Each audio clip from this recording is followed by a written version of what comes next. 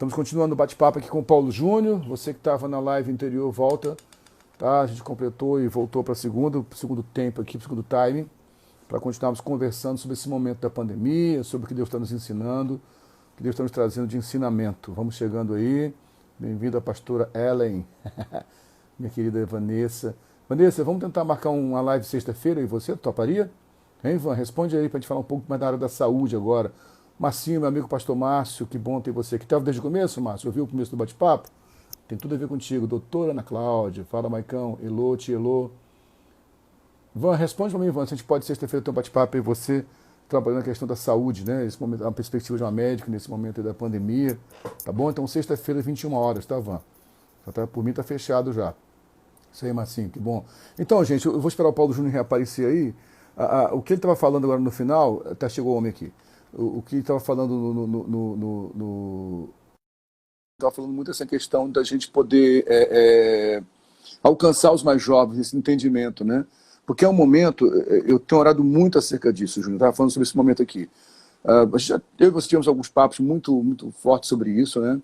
E eu quero testificar isso aqui. Eu acho que uma das grandes... Um dia meu filho falou assim, pai, caramba, você já parou para pensar quanta coisa tua vai ficar gravada, que os outros vão poder ver depois, né? Eu fico pensando, cara, tanta coisa de líderes na fé que eu tive, quando eu penso nisso, sabe, assim, eu já contei algumas vezes, Júnior, quando eu fiz seminário teológico, eu era muito jovem, tinha 19 anos, alguns já ouviram falar isso aqui, e eu, no auge dos 19, eu comecei a pregar muito cedo, sabe, com 13 anos, né? E na Assembleia de Deus, quem prega com 13 anos vira quase que pastor, então eu achava que era alguém já com 13, 14 anos, viajar para pregar, e aos 18 anos eu fazia o seminário teológico, lá no Rio de Janeiro, em São Francisco Xavier, no Instituto Bíblico Pentecostal, e o diretor do seminário, o Dr. Lawrence Olson, não sei se você conheceu ele, um sueco, americano-sueco, que era um historiador de muita estrutura, um cara envolvido na radiofonia também. Era um homem cheio de história, cara. E eu, quantas vezes, Júnior, eu lembro isso agora aqui com lágrima mesmo, porque eu passava pelo corredor do seminário, e o Dr. Lourenço estava assim, eu gostava de chamar Dr. Lourenço, né? Lourenço. Ele estava sentado e alguns jovens paravam para conversar com ele e falavam, pô, fica ouvindo esse velho aí, cara, os caras não tem o que pensar, não. Cara, isso já me doeu tanto no coração, Júnior. Porque eu falei, caramba, eu tive chance do lado de um cara que entendia tudo de grego e hebraico, entendia tudo de antropologia, entendia muito de arqueologia, e eu joguei fora para minha arrogância, né? Então, eu ouvi você, cara, eu falo isso com todo temor e tremor, mas você nem um medo também, que você é um cara maduro para ouvir isso. A gente tem que ser maduro para saber ouvir elogio e entregar para Deus, né? Andar contigo é uma coisa muito preciosa para minha vida, só que eu não sou mais um menino também, né? Eu quero muito que os mais jovens ouçam isso e acordem, que esse momento nos ensine os jovens. Quando Paulo fala assim, quem almeja episcopado, excelente coisa almeja, e viu hoje a quantidade de jovens que desistiu do pastoreio, ou porque viram o pastoreio como profissão, ou porque estão frustrados por entender equivocadamente o que é ser um pastor. E essa geração precisa de pastores que vão apacentar rebanhos de 20, 30, 40, 50, 60 pessoas, pouco importa, mas que vão aprender a estar na embarcação nessa hora. Meu irmão, longe de mim querer direcionar o que você vai dizer, pelo amor de Deus, né? Mas vamos falar um pouco para esses jovens aí, cara, para essa vocação, para esse momento de ser Cristo dentro do barco, né? Ser o Paulo que vai dizer, ninguém vai pro bote, vamos ficar aqui dentro do barco. Eu creio que a melhor maneira de nós falarmos aos jovens também, ô Silvio, é a gente, como Jesus fala, lembra, né? Eu acho que nós para falar aos jovens, talvez a melhor maneira de falar para eles é ser para eles uma boa lembrança. Então, por exemplo, quando você olha lá para aquele velho e fala assim, puxa, eu perdi e tal, no fundo, você não perdeu, porque ele se tornou para você, no mínimo, uma boa lembrança.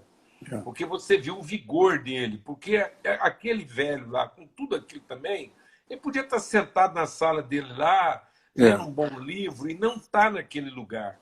Então, lembra dele agora e aprende a principal lição dele. Que é, mesmo que algum jovem mais estúpido passe perto de você e não fica lá para prestar atenção, você está ali, com aquela disposição, com aquele vigor. Eu acho que essa é a nossa melhor mensagem para o jovem. Porque talvez um dia esse jovem, nós não vamos estar aqui para ver, como o velho não está aqui para te ver, e talvez ele vai ser a sua melhor lembrança. Amém? Amém. Ele não está aqui para ver você. Mas no fundo, ele te salvou da sua estupidez. Quando ele não se rendeu a ela. É. Entendeu? Quando ele ficou ali, com aquela vontade, com aquele vigor. Então, independente, eu acho que, vamos falar aos nossos jovens, vamos. Então, que toda hora que eles passar por nós, eles nos vejam com esse entusiasmo. E se eles parar para prestar atenção ou não, eles vão ver o nosso engajamento, a nossa motivação, a nossa alegria. Então, agora é a hora de nós sermos os primeiros a mostrar que nós não estamos agarrados, aí, nós não estamos pendurados. Nós não estamos aqui para fazer bem feito o que nós sempre fizemos. Nós estamos aqui para ir em busca do novo, nós estamos aqui desapegados, nós não estamos aqui para defender patrimônio, nós não estamos aqui para garantir o nosso futuro através das estruturas que a gente ajudou a criar. E quem sabe um dia eu e você não vamos estar aqui e nós oferecemos essa imagem. Talvez eles nem vão saber o que nós estamos falando aqui. Mas eles vão ver esse esforço, eles vão se lembrar, falar, pá, aqueles dois velhos lá, batendo aquele papo animado, entendeu? É isso, eu acho que é o nosso espírito, e eu queria deixar isso para os nossos jovens. Não é o que a gente faz, no fundo, é o espírito com que a gente faz. Quando Jesus se despede dos seus discípulos, ele deixa, sabe o que eu estou deixando para vocês? É o meu espírito.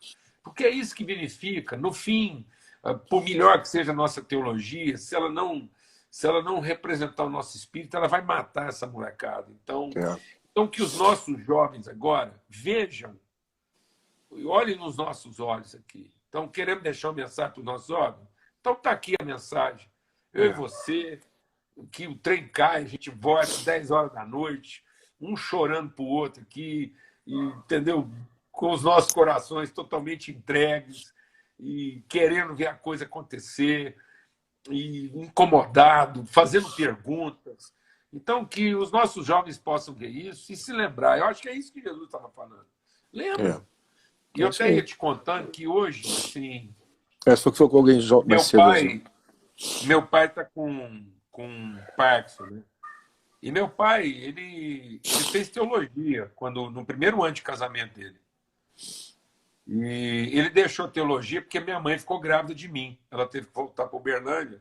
E aí ele voltou para cuidar de mim e nunca mais voltou para o seminário. Então acho que eu também estou meio que pagando a conta que meu pai abriu e não fechou. A sistêmica explica. Ele gostou de escrever, fazer estudo bíblico e tal. E hoje eu tive a grata alegria. Minha mãe estava fazendo uma faxina lá nas coisas dele. Ia jogar um punhado de coisa fora. Meu irmão viu aquilo. E falou, não, isso aqui, quem vai curtir isso aqui é o Júnior. Então, meu irmão empacotou tudo e mandou para mim. E lá, misturado com os escritos do meu pai, tem também alguns escritos meus, coisas que eu fiz quando a igreja estava começando e tudo mais. Mas, junto de tudo, estava uma carta que eu escrevi para o conselho da minha igreja, quando o pastor, que era o presidente do conselho, pediu que eu renunciasse ao cargo de presbítero que eu tinha acabado de ser eleito. Eu tinha acabado de ser eleito como presbítero.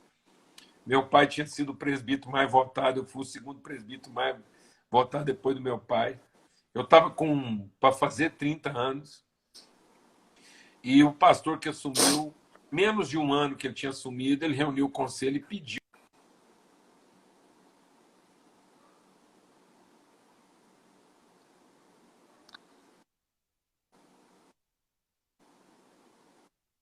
muito parecida com isso. Eu acho o que seria uma atitude correta? Eu peguei e fiz uma carta aberta, eu nem pedi, eu não pedi o afastamento, não fiz nada, eu mandei uma carta aberta ao conselho e à Assembleia da Igreja, uma carta aberta colocando a minha função à disposição, que eu queria continuar servindo, eu entendia que Deus me colocou ali, mas se aquilo não era, se não havia testificação, então, enfim. Eu recebi hoje esse negócio aqui, rapaz, com a minha assinatura lá, assim, entendeu? De 32 anos atrás. Eu com 30 anos, recém-casado. Júnior, me perdoa, está me ouvindo bem você? Eu estou ouvindo você bem. Repete essa parte da carta que você fez, que essa parte perdeu um pouquinho. Nem o entendimento, nem o pessoal. Isso. Você foi, Isso, eu fiz uma carta. um ano depois de ser feito presbítero, os caras pediram para você renunciar. Tu fez uma carta aberta, continuou Aí daí o diante. pastor, eu tinha acabado de ser eleito, assumi um pastor da igreja. Ele era muito assim, ortodoxo, né? E aí, assim que ele assumiu, ele pediu para mim. Ele falou que nós dois não podíamos ficar no mesmo conselho, então ele pediu que eu renunciasse. E era um dilema. Tá parecendo com as histórias atuais aí que tá vendo no Brasil, né? Exatamente. Aí como é que você honra uma pessoa e ao mesmo tempo não concorda? E na época, o que eu fiz? Eu fiz uma carta aberta ao conselho. Dirigido ao conselho, mas aberta à Assembleia. Então, tipo assim, Certo. E coloquei minha vida à disposição. Uma carta aberta. Para mim, para mim, quem diz que eu devo continuar ou não, o instrumento de Deus para dizer que eu devo continuar ou não, são as pessoas a quem eu sirvo e o conselho no qual eu estou inserido. Né? Mas se eu estou te contando isso, casado, o Paulo Neto ia fazer um ano. Entendeu? O Paulo Neto ia fazer um ano. Então, assim, minha vida, assim, né? Rapaz, olhar para isso hoje e ver que meu ânimo nunca arrefeceu, minha alegria, meu entusiasmo, eu ler o que eu escrevi, rapaz, é como se eu estivesse diante de mim mesmo, me dando uma maior injeção de encorajamento. Então, acho que é isso que Jesus estava falando. Entendeu, Silvio? É isso que Jesus está falando para mim, para você e para os nossos jovens. Se os nossos jovens não tiverem marcos de memória, entendeu? Se não tiver muito claro na vida deles, entendeu? Onde foi que eles viram Deus? Entendeu? Onde foi que Deus falou com eles? Entendeu? Se não tiver assim, aquela coisa que eu estou aqui porque Deus falou comigo, eu estou obedecendo um chamado, não foi carne nem sangue. Então, tem hora que eu acho que falta essa, entendeu? Essa luz da nossa juventude. Às vezes o cara está envolvido com o ministério, porque ele está querendo ser reconhecido, porque ele quer pregar para não sei quantas mil pessoas. Naquela época, rapaz, eu não queria saber se tinha 10 ou se tinha 10 mil que eu vi, não, pai, que conversa é essa? Entendeu? Eu queria entregar, como eu quero até hoje, você sabe. Então, entendeu? Se falar para mim que eu vou viajar 2 dias para chegar lá e encontrar 3 pessoas, vai ser o mesmo entusiasmo que encontrar 3 mil. É a água que está correndo, é a alegria de poder entregar. E eu sei que esse também é o seu coração, então acho que é isso que a gente tem que ficar aqui lembrando. E os nossos filhos têm que ver isso. É isso aí. Se eu tiver que falar alguma coisa para os nossos jovens, é isso, sabe? Assim, você lembra onde foi que você ouviu a voz de Deus segredando no seu coração? Onde você percebeu Deus na sua mais profunda intimidade e naquele dia você entendeu que não era homem, que não era uma estrutura, que não era uma instituição, que era o seu pai te entregando uma responsabilidade e que você se sentiu a pessoa mais privilegiada do mundo, mais honrada do mundo, porque mesmo com a sua fragilidade, mesmo com a sua juventude, com a sua inexperiência, puxa vida, eu estava com 30 anos, eu não sabia nada de casamento, eu estava morrendo de medo de se eu ia dar conta de criar meu filho. Minha vontade era de largar, às vezes, tudo aquilo, ia tocar meu escritório de engenharia. Eu estava com o escritório de engenharia começando, ou seja, entendeu? O meu Covid-19 estava todo em cima de mim. Eu não estava precisando de nenhuma pandemia, eu era a pandemia. E hoje, lendo aquilo,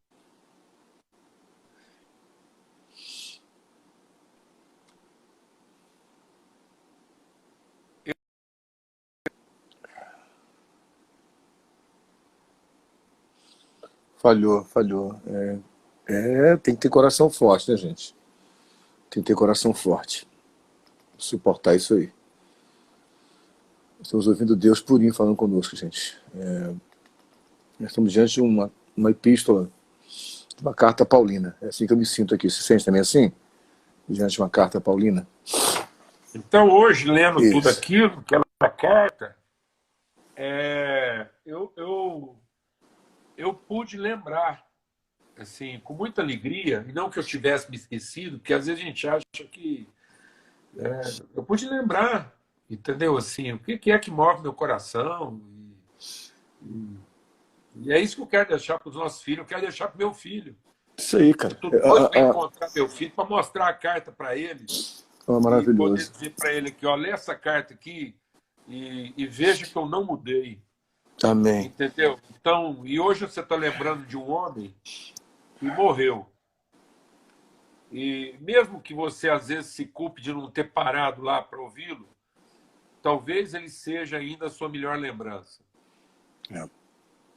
Sem dúvida, cara. Porque eu lembro muito dele. De tempos em Tá tempos eu vendo? lembro. Porque ele não desistiu. Ele não desistiu. Tá difícil, gente. Essa semana, 2 jovens quiseram conversar comigo. Eu estava nessa dor, né, de tudo que está acontecendo, e 2 jovens quiseram conversar comigo, 2 jovens que não congregam mais aqui na SEM. Né?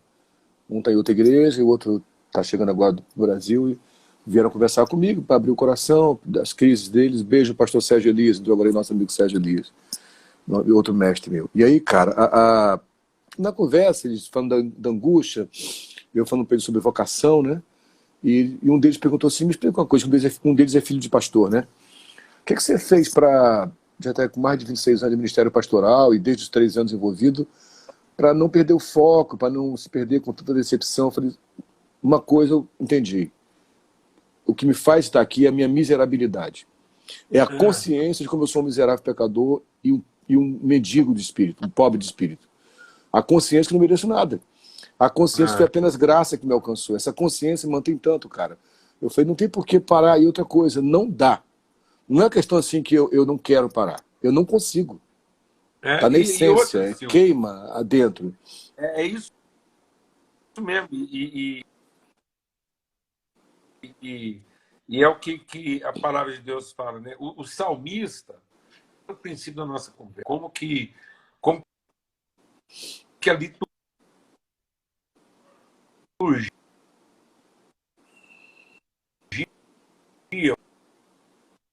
foi ficando no lugar Falhou das muito. relações. Como que a liturgia foi ficando no lugar... Porque falhou um pouquinho. Porque Como que a liturgia foi ficando quando no o lugar das salmista... relações? Eu vou voltar daqui a pouco com o Paulo Júnior. Então, ele está falando, voltando ao começo do nosso bate-papo, explicando aquela questão, que a liturgia passou a valer mais que os afetos, né? Ele fez aquela ilustração até que a liturgia muitas vezes parece um pavão, lindo demais, e enquanto os afetos são como uma ameba.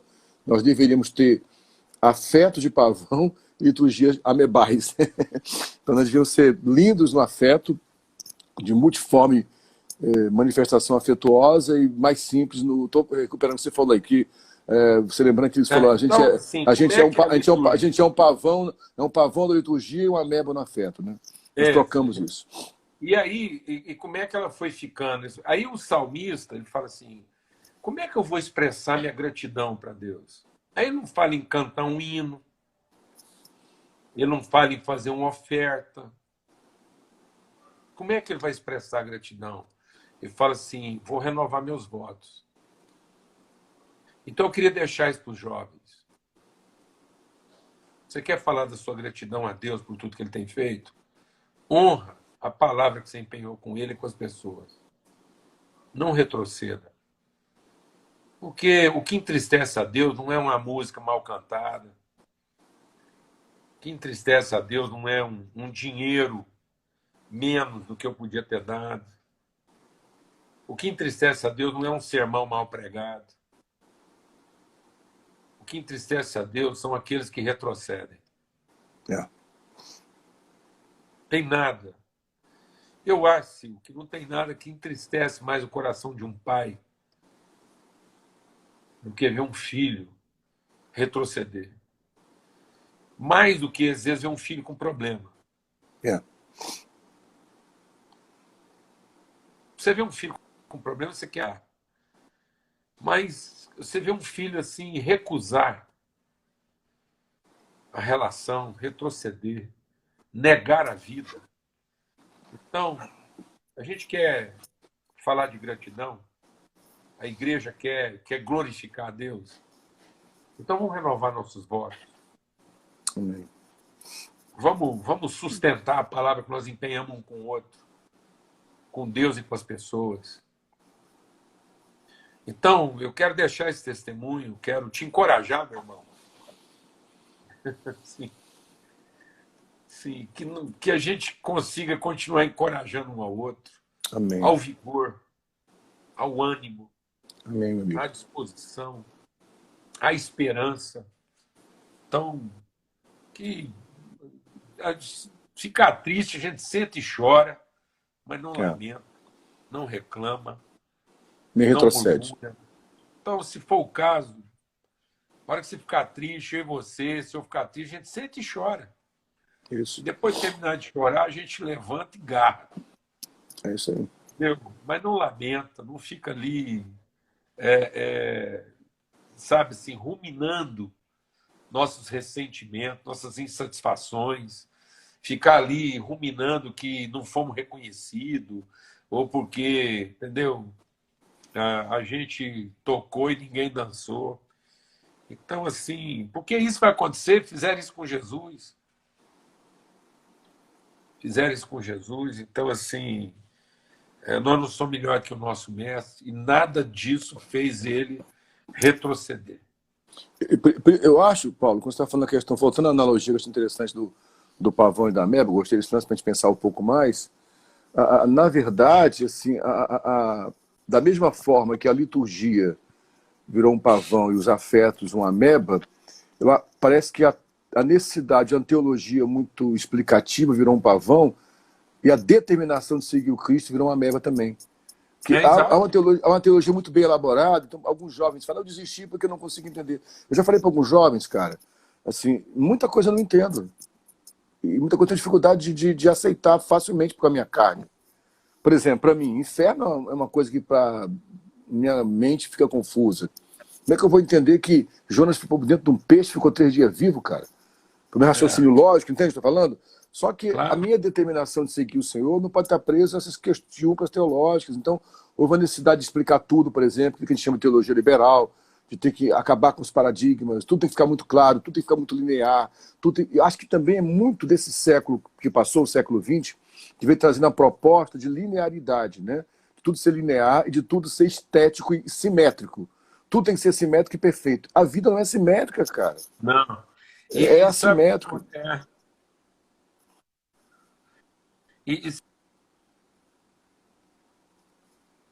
Sabe, Silvio, assim, às vezes tem uma ironia.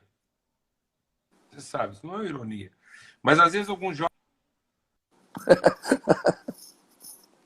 Que autor você anda lendo? Voltou a falhar aqui. Fala, João, Mateus, Marcos, Paulo, Isaías. Porque, rapaz, assim, tem hora que. Gente, só vou abrir o comentário para explicar para vocês que eu desativei os comentários para tentar ver se melhora a qualidade, tá? Então a gente vai ficar um pouco sem comentários aqui mais um pouco, tá legal? O Paulo Júnior, você vai entrar daqui a pouco aí, vai voltar, o Paulo Júnior está voltando. Cara, vai ficar salvo, quem está perguntando lá, eu vou tirar os comentários aqui, a live fica salva no, por exemplo, a live fica salva no YouTube, tá, gente? Fica tranquilo. Só um minutinho para explicar para o pessoal que está ouvindo. Que alguns jovens nossos, em vez de correr o risco de ler a Bíblia e interpretar mal, falar alguma bobagem, eles preferem ler quem já interpretou e fez sucesso. Porque aí, pelo menos, ele vai repetir o pensamento de quem já foi aprovado e ele não corre o risco de falar alguma besteira, né? E aí tem muita gente hoje que tem mais afinidade com o teólogo do que com a palavra de Deus, com a Bíblia. É isso aí. Então, assim... É uma teologia muito... Porque a Bíblia vai dar para a gente essa determinação que você falou, cara, que são experiências. Júnior, isso não está mudando, pelo amor de Deus, a revelação, nem de leitura, nem de teologia. A teologia é muito extremamente importante para a nossa fé, pelo amor de Deus. Eu estou falando com um cara que é... O cara que é um reformado, você é um reformado, eu sou um Com leitor que gosta muito de certeza. ler Leitor Voraz. Amo leitura, eu amo ler um pouco de cada coisa, filosofia, Exatamente. psicologia, teologia, e amo teologia, amo os teólogos, porém, é verdade, há uma galera jovem hoje, cara, que o tempo inteiro quer saber isso aí, qual autor, qual tema, e não está gastando tempo na simples leitura da Bíblia, e no, que ela, e Exatamente. no impacto que ela causa em nós, das experiências que nós vivemos, Júnior, que não tem como explicar, cara. Eu me lembro bem quando eu estava no começo lá, e 16 anos de idade, doido para pregar e ensinar. E aí a gente estava numa reunião de jovens e eu acaba que eu me converti, meu pai era conselheiro da mocidade, e eu era o mais jovem, eu tinha 15, 16 anos, e eu pedi para ser aceito na reunião dos jovens, que era tudo mais de 18, tudo universitário, era tudo cabeça, os caras da BU. E um dia eu fui fazer um estudo bíblico num grupo, só universitário, só papo cabeça lá, e eu fui fazer um estudo bíblico, que eu caí na besteira de querer falar sobre o cristão sendo exemplo de cuidado. Agora você vê, naquela época, eu tinha lá, 16 anos de idade, isso tem 40 e tantos anos, né? 44 anos, sei, 46 anos, puxa. E aí eu lá, e eu querendo falar sobre a responsabilidade do cristão com o meio ambiente, com o cuidado, com a higiene. Aí eu fui ler um texto lá sobre lá do Velho Testamento, como é que o povo judeu tinha que fazer com os lençóis, com as roupas lá, por conta da poluição noturna. Só que quando eu li o texto, eu li poluição noturna. Então, eu fui falar assim. Repete, o texto faz sua poluição Então, eu não noturna. fui Quando você leu, falar lá repete aí. Bom, quando eu fui ler, eu li poluição noturna. Então, eu fui falar lá do que eu tinha que fazer com as fezes, com a sujeira, com a coisa lá. Como exemplo de higiene, de cuidado. E, no entanto, eu estava Você falando está de outra coisa preocupado? totalmente diferente. Meu Deus do céu! E aí eu no maior embalo lá, falando sobre como é que. Porque lá fala Poluição que tinha que noturna, enterrar. Aí eu as falando sobre fezes. cuidado com o meio ambiente naquela época, pois tem 46 anos. Né? E o povo me amando, cara. Porque o que eles estavam recebendo? Estavam recebendo meu espírito, É isso meu aí. esforço, eu pagando o maior mico lá. Depois, o irmão, muito jeitoso, depois que eu terminei aquela mensagem, que eu estava achando que eu estava assim, Abafando. abafando. O irmão me abraçou e falou: irmão, deixa eu te falar aqui, não é poluição noturna, é poluição noturna. Pô, aí eu, entendeu? Aí eu. Né?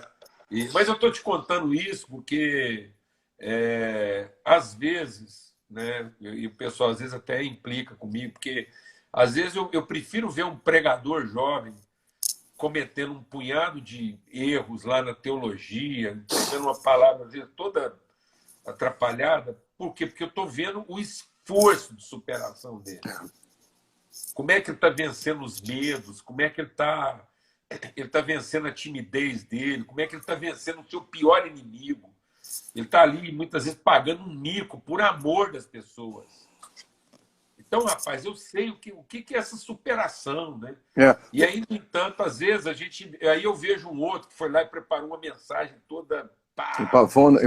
certinha e pá, e arrumadinha, e entregou aquilo assim de uma forma exemplar, mas totalmente resguardado, né? É. Totalmente assim protegido, blindado. Então, pô, eu quero ouvir aquele sermão mal feito. Às vezes, é isso que eu falo. Não estou fazendo apologia do Lógico. Ah, não. desalinhamento, Lógico, lógico. Deixa eu te mas eu contar uma estou história. fazendo apologia da superação. Isso aí. Deixa eu te contar uma história. O Sérgio Elias, que entrou há pouco tempo aí, lembra do Sérgio Elias também lá de Canéricos, né? Lembro. Ele conta uma história que eu acho fantástica. Ele fala que, eu não lembro quem foi a pessoa que contou para ele, que é um fato, como dizia outro, um fato venéreo, um fato verídico. Né? Diz que um pastor muito simples pregou o evangelho na igreja, aí começou um cara que era um professor de filosofia da faculdade da cidade lá. Começou na igreja, um cara não crente, dizia cético, né? O aluno convidou, ele foi e gostou, e foi alguns domingos seguidos. Um dia ele perguntou, o pastor perguntou: quem é esse irmão que esse senhor que tem vindo sempre na igreja pequena, né? Aí seu professor falou de tal, da faculdade federal aqui da cidade. Ele é mesmo professor de filosofia, cara. Aí na semana seguinte, o cara começou a botar Platão, Aristóteles na pregação, começou a filosofar direto. Aí o cara foi um domingo, foi dois domingos, depois não foi mais. Aí o cara sumiu, ele ficou preocupado, perguntou àquele rapaz, que o professor, eu tenho um telefone, isso que é legal. Ele pediu o telefone do professor, ligou pro professor, o pastor ligou, falou, poxa, você está vindo na minha igreja, aqui é o pastor falando, pastor, tudo bem, o senhor veio alguns domingos aqui, de repente o senhor sumiu. Ele falou, pastor, vou ser bem sincero com o senhor, eu não sou cristão, não tenho religião, eu fui a primeira vez na sua igreja, fiquei muito impactado quando comecei a ouvir do evangelho. Era algo novo, nunca tinha ouvido aquilo, e me marcou muito. Mas quando você começou a falar de filosofia, é o que eu entendo, aí perdeu a graça. Você entende? Às vezes quer botar um pavão tão bonito, cara, e a merda se perde. Mas cara, então Não, assim, que esses jovens é, entendam isso, que é vida, né, cara? É vida. Tem que exalar a vida, cara. é espírito. Então, Espírito. e aí a gente precisa resgatar isso, os nossos jovens, né, entender. Você vê que isso foi afetando todas as áreas da vida, né, Silvio? Então, o medo de casar mais cedo, É, né, o medo de não ter um emprego que paga bem. Então, esses medos, né, eles estão permeando a vida da igreja. E aí, agora, voltando, né, o que deu origem à nossa conversa aqui, essa pandemia ela é quase que a soma de todos os medos. Né? Ela veio mostrar que não há couraça, né? não há estrutura protetora. Né? Então, nossos cultos não nos protegeram, as estruturas empresariais não protegeram, a ciência não protegeu, a força laboral não protegeu. Né? Então, ou seja, entrou, né? Permeou tudo e mostrou que é permeável, que a vida é permeável, que não adianta trancar a porta, né? Que é poroso, a parede é porosa. Então, a vida é cheia de porosidades. Então, e aí agora é o espírito. Né? Então, é. para vencer tudo isso, é o espírito, é a entrega, né? É o espírito daquele professor lá nos corredores do seminário, entregando ali, como quem está com aquela sensação que está entregando a última coisa, É. e ele não está com medo de amanhã, ele está com certeza de hoje. Né? Ele não tem medo de estar vivo amanhã, ele tem certeza que está vivo hoje. Então, ele quer fazer a entrega dele hoje.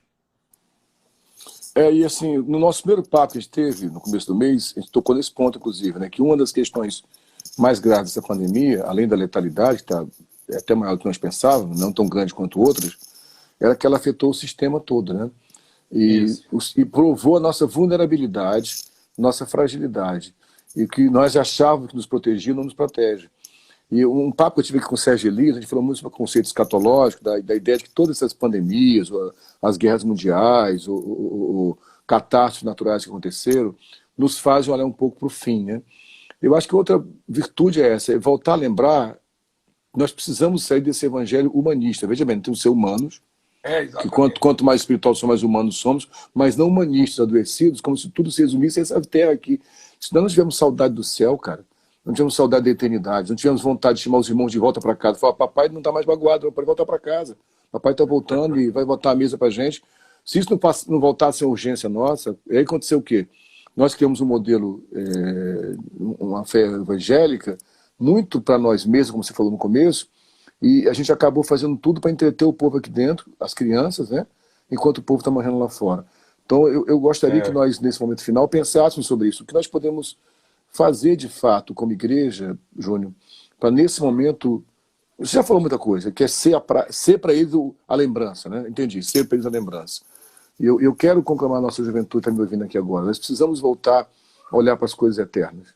Essa fé humanista não deu certo. Essa fé humanista foi um subproduto desse século XX e deu para nós a ilusão de que nós nos bastávamos.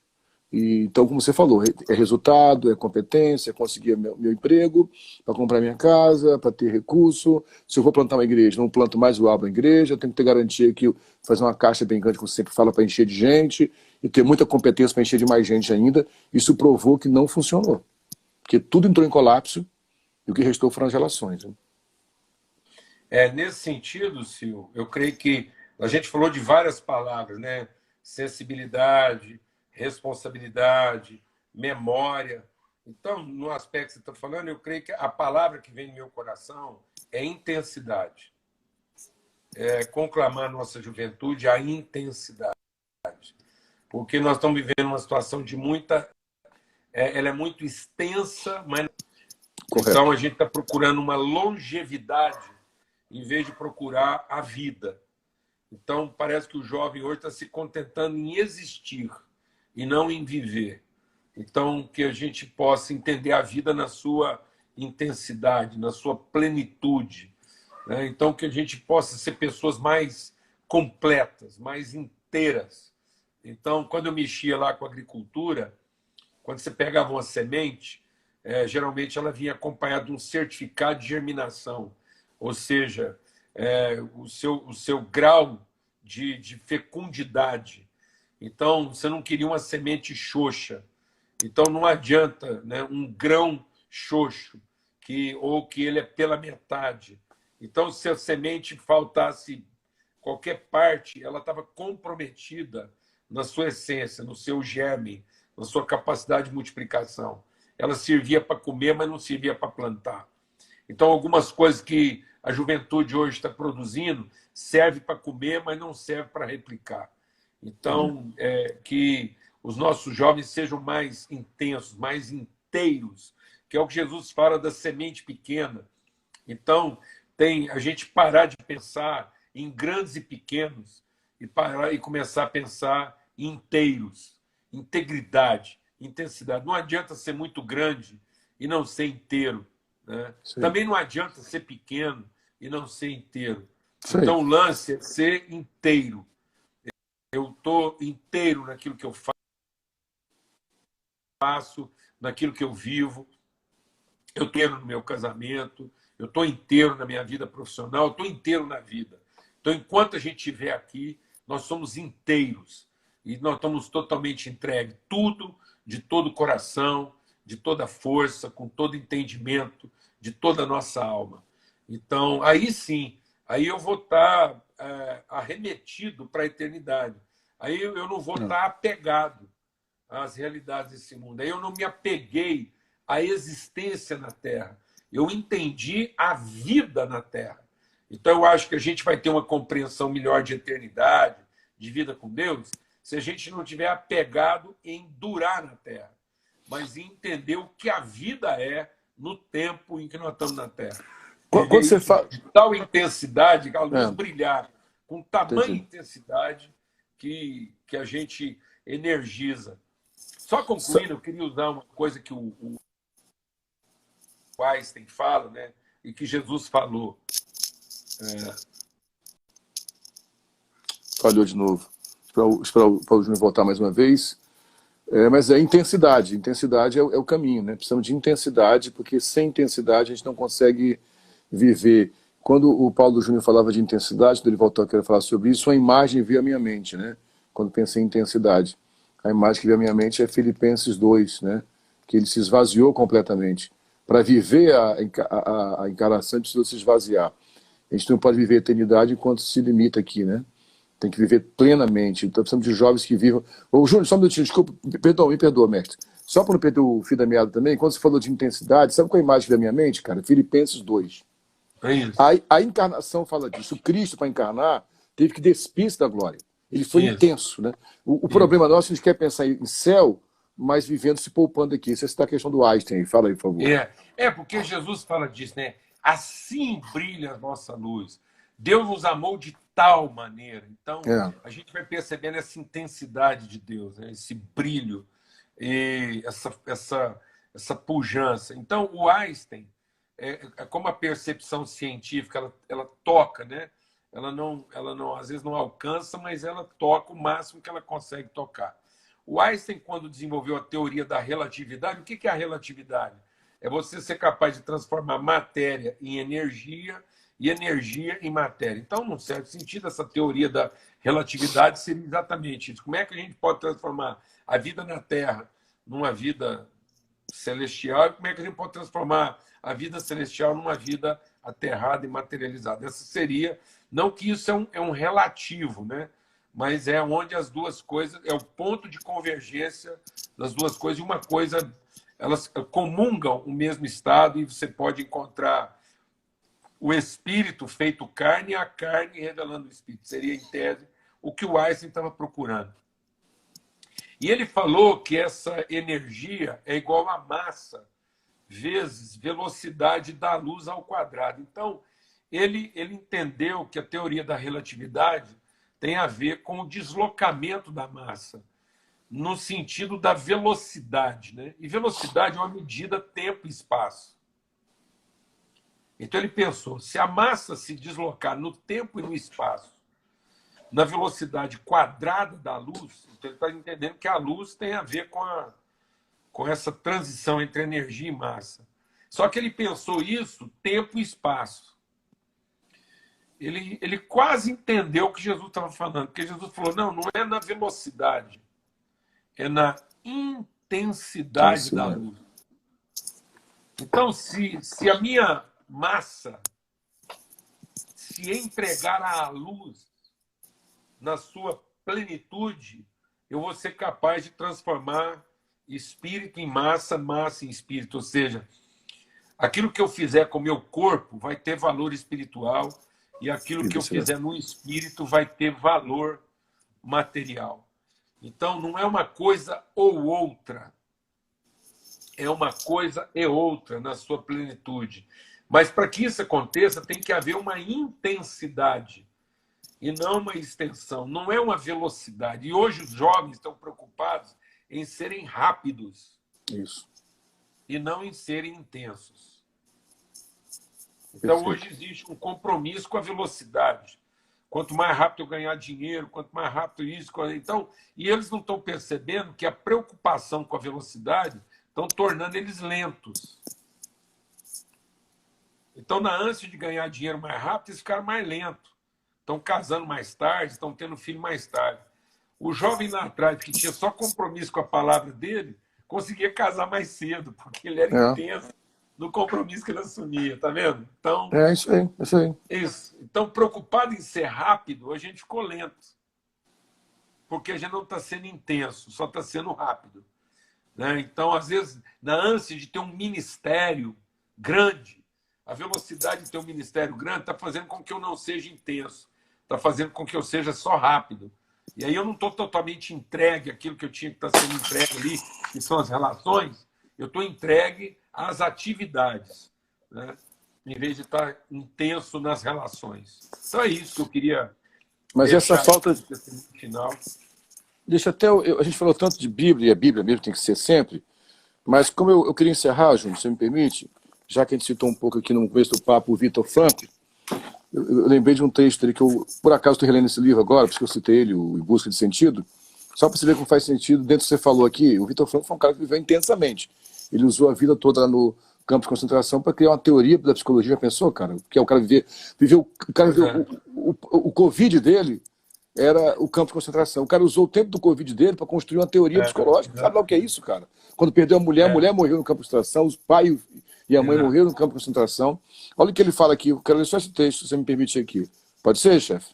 Você deixa? Claro. Olha o que ele fala aqui. Não procurem o sucesso. Quanto mais o procurarem e o transformarem num alvo, mais vocês vão errar. Porque o sucesso, como a felicidade, não pode ser perseguido. Ele deve acontecer e só tem lugar como efeito colateral de uma dedicação pessoal a uma causa maior do que a pessoa ou como subproduto da rendição pessoal a outro ser. A felicidade deve acontecer naturalmente e o mesmo ocorre com o sucesso. Vocês precisam deixá-lo acontecer. Não se preocupe com ele. Quero que vocês escutem o que a sua consciência diz que devem fazer e coloquem-no em prática da melhor maneira possível. E então, vocês verão que a longo prazo, estou dizendo a longo prazo, o sucesso vai persegui-los precisamente porque vocês esqueceram de pensar nele. É isso aí. Quando eu sou intenso, não dá pra ficar pensando no resultado, cara. O processo está me consumindo tanto que eu vou vivendo. E é isso que é o nosso apelo que a gente faz aos nossos jovens que estão nos ouvindo aqui. Você citou a questão da pregação, por exemplo, da poluição, né? Tu meteu toda a tua energia na poluição, esqueceu a poluição, e daí? E daí que a palavra foi errada, cara. Quem precisava ouvir sobre ecologia há 30 anos atrás, 40 anos atrás, ouviu. Eu não estou dizendo que os jovens têm que pregar sem compromisso com a exegese, com a hermenêutica, pelo amor de Deus. Mas, cara, muita exegese, muita hermenêutica, um monte de autor, citação de autores, sem intensidade, aí, Exatamente. meu irmão, é nada. É.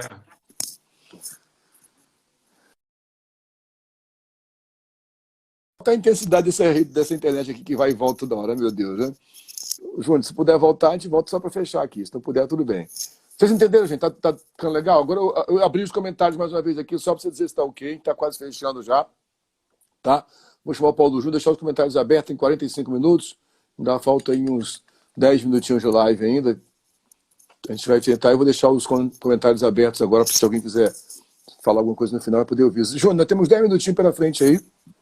Não, eu só Mas quero deixar meu abraço aí, falar da minha alegria de estar com você. E eu louvar a Deus pela galera aí que ficou firme aí, pessoal, rapaz, crente. O pessoal é intenso. Hoje nós O pessoal, arrumamos um pouco crente. o pessoal tava com intensidade, cara. A galera tava com intensidade. Então, falar dessa alegria, né? E poder derramar o coração aqui na presença dos irmãos aí. Vi um punhado de gente muito querida aí.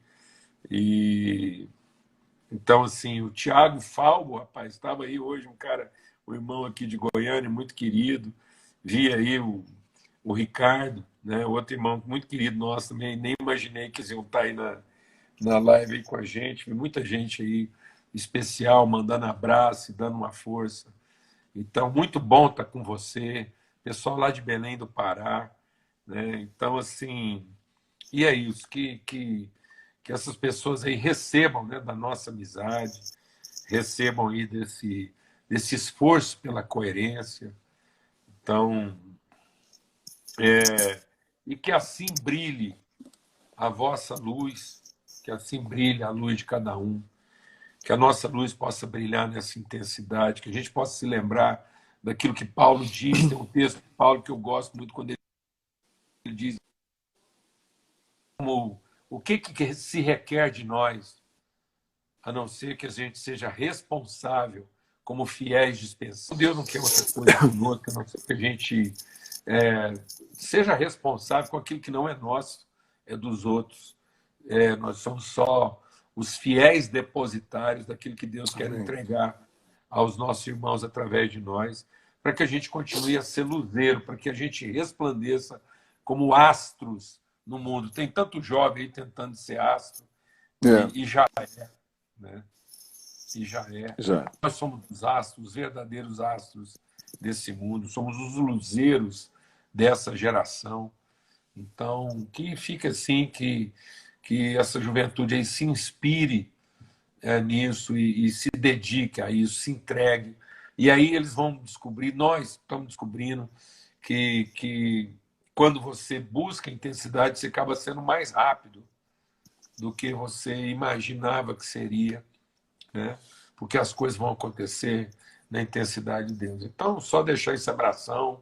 Bom demais te ver, falar com você, compartilhar uma alegria sempre renovada. Amanhã de manhã a gente está junto de novo. Acho que é mais tranquilo, amanhã por causa do horário, parte da dificuldade que a gente tem. O período da noite é sempre mais... Deixa eu, antes de encerrar, Júnior, fica um pouquinho para a gente encerrar junto. O pessoal pediu, vai ver trocado que vê esse livro aqui, ó. Em busca de Sentido. O autor é Viktor Frankl. Tá? Não é um livro cristão, tá, gente? É um livro de um psiquiatra. Meu amigo, eu quero encerrar também louvando a Deus pelo privilégio de ter sido testemunho desse momento contigo aqui, meu irmão. Temos orado por isso, para que Deus toque a próxima geração com verdades, né? Com intensidade, como você falou, e nós estamos precisando dessa intensidade. Que a igreja entenda esse momento, é o tempo de aproveitarmos esse momento de dor para sermos igreja, recuperarmos nossa vocação de forma intensa, de forma plena. Esse tempo vai passar, mas nós precisamos sair desse tempo diferentes, né? Vivendo, não tendo uma mudança, como você fala, uma transformação de entendimento, né? Para que o Senhor se revele a nós. Meu amigo, eu quero encerrar te louvando a Deus pela tua vida mais uma vez, Júnior, dizer que te amo demais, realmente, é um privilégio estar contigo, meu irmão. Agradecer aos irmãos que ficaram esse tempo todo esperando também aqui. Vamos orar no final agora aqui. Eu queria que nós orássemos. Amém. Eu tenho ficado muito tocado pelo pessoal da área de saúde. Como você disse, são os verdadeiros missionários de hoje, os profetas. Estão se arriscando. Alguns médicos foram afetados pela Covid enfermeiros, maqueiros, assistentes sociais, e recuperaram e voltaram para o hospital de novo. Quer dizer, os caras podiam se dar o direito já fiz minha parte, mas voltaram como um soldado que é ferido, vai para o hospital de campanha e voltam para a batalha. Esses caras estão sendo uma mensagem para nós, né? Que a gente possa entender com isso. Orar por sobriedade. Júnior, eu estou muito angustiado com a nossa liderança do país, que Deus traga sobriedade ao nosso governo, né? Agora, de verdade, sem nenhum tipo de retaliação com ninguém, mas eu sei que isso não tem como rasgar a cabeça de ninguém para fazer entender, mas que de alguma forma o Espírito Santo incomode esses homens, eles entendam que o povo está sofrendo demais. E pelos nossos pastores, que, por favor, entendam a oportunidade que Deus está nos dando, né? Nesse tempo que se chama hoje, como diz a palavra de Deus, para sermos intensos. Você ora por nós, Júnior? Pode ser? Para a gente encerrar com oração, meu irmão? Claro, eu quero só dar um testemunho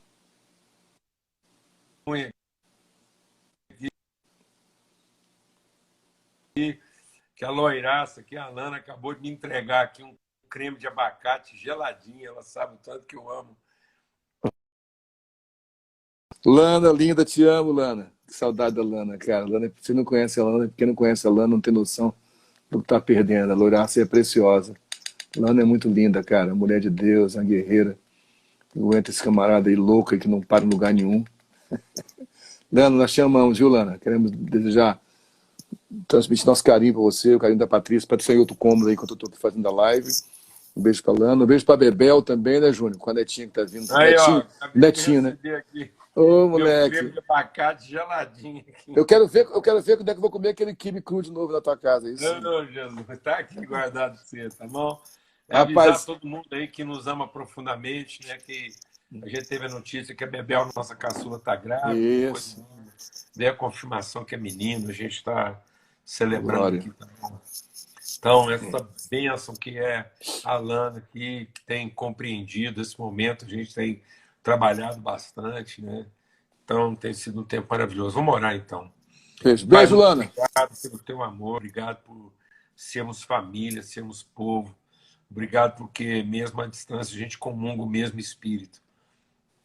E que assim, ó Deus, assentados ao redor dessa grande mesa, movidos do seu Espírito, a gente possa se entregar àquilo que são os desígnios eternos do Senhor, de todo o coração, de toda a nossa alma, de todo o nosso entendimento, com todas as nossas forças. Que assim brilhe a nossa luz, para que as pessoas vejam a forma como a gente trabalha e glorifique o teu nome, Pai.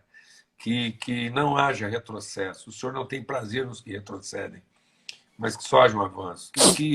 E que a gente seja tomado de um profundo senso de responsabilidade e abrace, ó Deus, a nação, abrace os nossos bairros, a nossa vizinhança, que a gente possa, num grande abraço, acolher e assumir a responsabilidade de toda essa gente. São ovelhas que não têm pastor. E o Senhor nos levantou para cuidar e pastorear, papai, essa gente. Muito obrigado por esse privilégio. Muito obrigado porque para um tempo assim foi que o Senhor nos levantou. No nome de Cristo Jesus, o Senhor. Amém. Amém. Que o amor do Pai, a graça do Filho, a comunhão do Espírito Santo seja sobre todos. Privilégio, viu? E vou me dedicar. Vou me entregar aqui agora o meu creme de abacate geladinho. Aproveita aí. Um beijo, cara. Te amo, viu? Fica com Deus. Também te amo, né? Fica na paz. Beijo. Tchau. Então, a gente estamos encerrando aqui. Agradecer a todos que ficaram até agora, com tanta quebra da internet. Vai ficar no YouTube, tá? Para quem quer saber. O YouTube é o 100 na Rede. Depois eu vou mandar esse link do YouTube para o WhatsApp, para o Paulo Júnior, para ele possa compartilhar nas redes dele também. Compartilhe essa mensagem para outras pessoas. Deus abençoe a todos. Um beijo a todos que ficaram até agora no final. Deus os abençoe rica e abundantemente. Fiquem na paz.